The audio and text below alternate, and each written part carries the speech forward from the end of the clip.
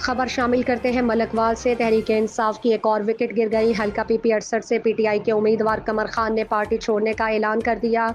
तहरीक इंसाफ की विकेटें गिरने का सिलसिला जारी है। मलकवाल के हल्का पीपी 68 से पीटीआई के उम्मीदवार कमर खान ने पार्टी से अलहदगी का ऐलान कर दिया।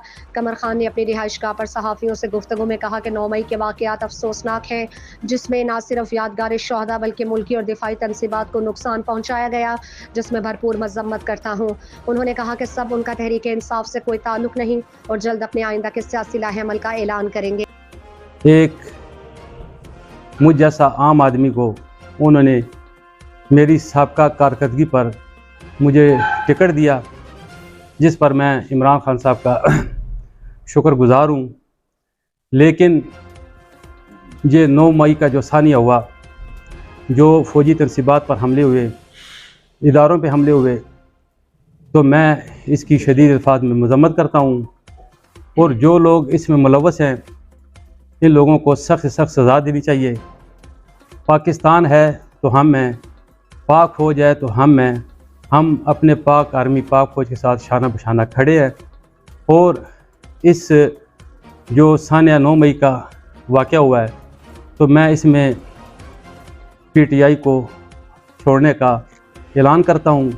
और इसके बाद अगला लाइल अमल मैं अपने हलके की आवाम और दोस्तों की मुशावरत से करूँगा कि मैं कुछ टाइम के लिए ये अपनी सियासत से, एक्टिव सियासत से स्टे करूँगा और अपने दोस्तों की मुशावरत के बाद मैं फ़ैसला करूँगा।